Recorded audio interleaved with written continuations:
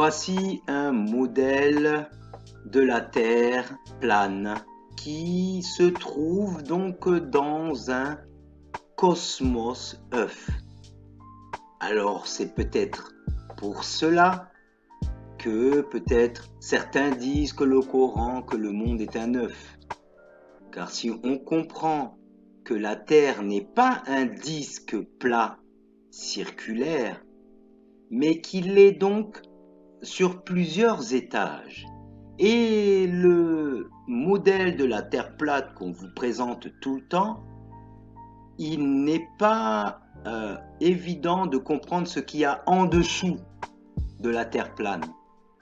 Et il paraît plus qu'évident que le néant ne se trouve pas sous la Terre plane.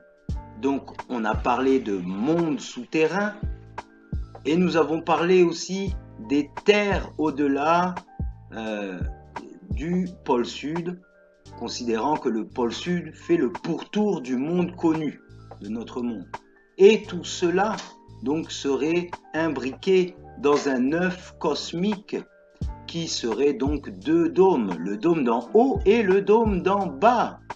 Donc on va essayer de schématiser, vu que sur Internet, il est quasiment impossible de trouver une représentation digne de ce nom. On va tenter tout de même d'avoir quelques explications. Donc les eaux d'en haut et les eaux d'en bas. Quand on regarde ce schéma, donc on se rend compte que la Terre est plane, mais je dirais plus qu'elle est nivelée. Donc nivelée et qu'il y aurait plusieurs strates donc, qui permettent aussi d'aller dans le centre de la Terre, mais le centre de la Terre n'est pas aussi une Terre ronde, dans le sens où elle serait sphérique, elle serait creuse. C'est un creux dans la Terre, sous les strates.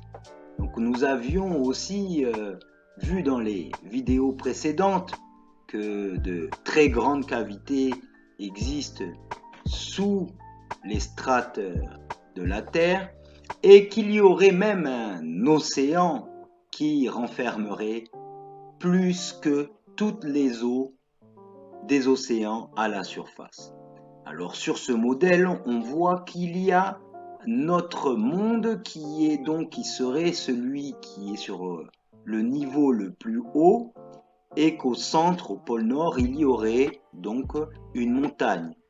Est-ce que cette montagne serait percée et nous permettrait d'arriver à des tunnels sous l'eau, sous la terre? Voici donc un modèle magnétique. Le firmament transparent, tournoyant, avec toutes les étoiles, est un générateur d'énergie extrêmement puissant.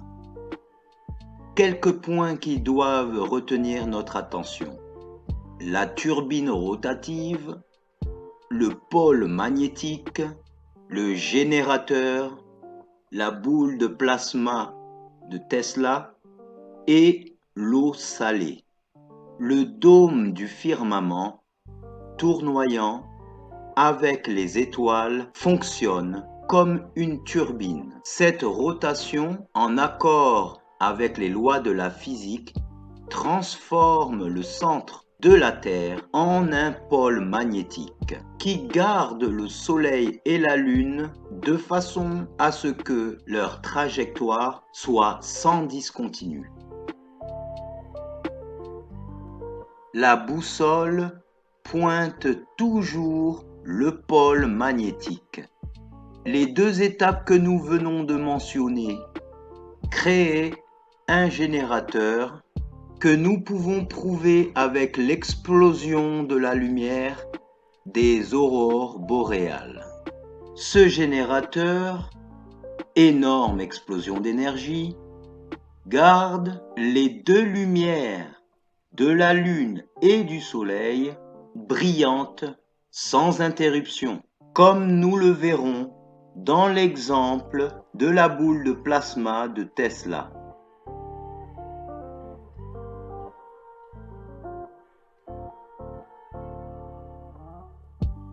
L'eau salée des océans conduit l'énergie et la connecte aux eaux d'en haut, faisant briller les étoiles sans arrêt. Le dôme du firmament tournoyant avec toutes les étoiles est donc un générateur d'énergie très puissant. Et l'eau salée conduit l'électricité qui prend son énergie d'un aimant magnétique. Le générateur, l'aurore boréale, faisant briller les luminaires par l'électricité. Le soleil et la lune prennent leur énergie du générateur aurore boréale, comme le fait cette lampe.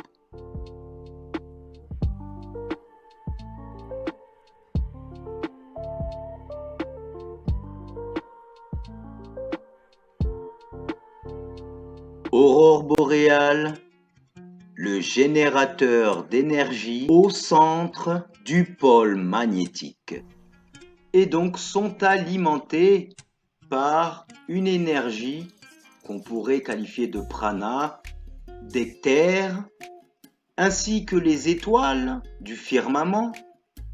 Donc il y a ces trois principes, naissance, expérience et mort. Ce sont donc des principes de la création, et toute création, toute créature passera par ces trois étapes. Donc on va parler aussi de la subdivision de l'énergie en atomes, en électrons, etc. Ce que l'on peut observer, c'est bien sûr ces aurores boréales qui peuvent nous démontrer le magnétisme du pôle Nord. En tout cas, si c'est pas que au pôle Nord et qu'il y en aurait sur les régions de l'Antarctique, c'est-à-dire ce qui est considéré comme étant les pôles sud. Je dis les pôles sud puisque les pôles sud, c'est une circumnavigation du monde connu, et que au-delà justement de ce niveau, il y a un autre dôme et donc un autre nivelage de la Terre, et donc aussi un autre monde, et nous pouvons même en déduire d'autres continents et pourquoi pas d'autres êtres dont nous n'avons pas connaissance, car il est bien dit que Allah est le Seigneur des mondes. Bien sûr, cette représentation n'est pas fidèle sûrement à la réalité. Il faudrait qu'on travaille des images de l'intérieur du dôme, car jusqu'à preuve du contraire, personne n'est capable d'en sortir. Le Coran nous dit bien dans la sourate 55: et vous ne pourrez pas sortir des limites de la terre et du ciel. Si vous en êtes capable, faites-le donc.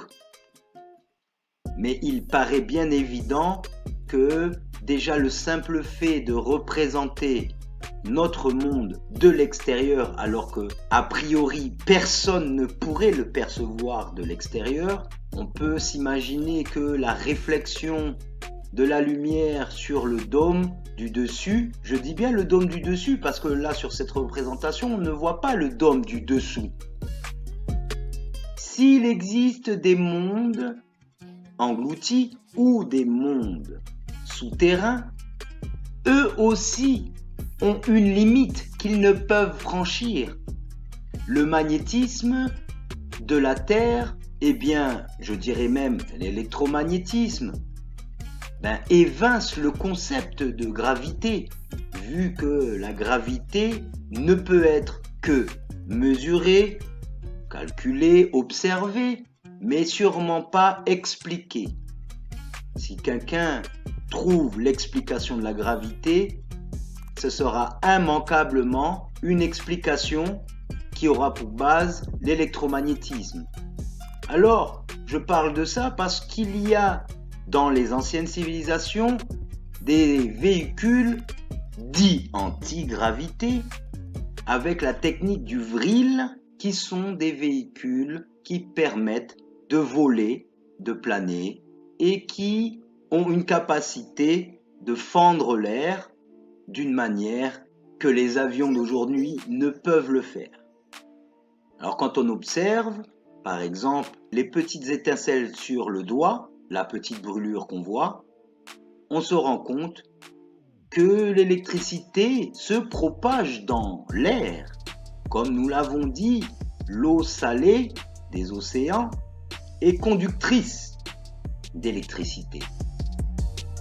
Nous avons parlé du monde connu et de son dôme, du soleil et de la lune qui a priori sont dans le dôme ou sur le firmament, donc le dôme de notre monde, mais donc on peut aussi comprendre que les soleils des mondes au-delà de notre dôme, où il se trouve d'autres dômes, et pas qu'au-dessus de la Terre plane, qui n'est pas un disque plat, mais qui est nivelé.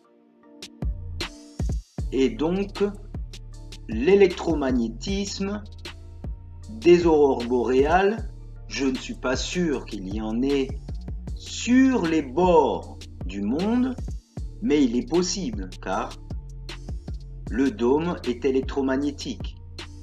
Donc cette représentation, cette maquette-là, on voit bien que il y a plusieurs nivelages de la surface et bien sûr, compris dans cet œuf cosmique, les dômes, et en particulier le nôtre, on va essayer de comprendre que ce n'est pas possible qu'il n'y ait qu'un dôme au-dessus. Il y a un dôme en dessous.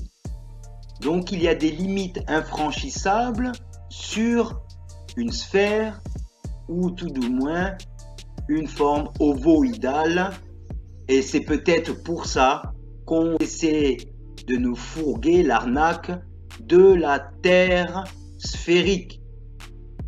Car si l'on comprend le dôme du dessus et le dôme d'en bas, alors c'est le dôme de notre monde.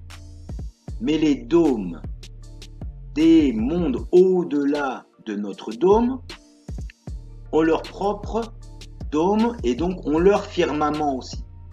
Comme les dômes sont transparents, nous pouvons voir les étoiles et les soleils des autres mondes.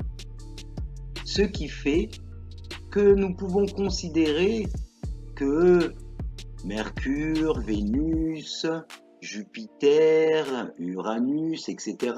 sont des lunes et des soleils des mondes au-delà de notre dôme. La question que je me pose, c'est est-il possible de franchir ces dômes par des passages qui seraient des passerelles entre les mondes?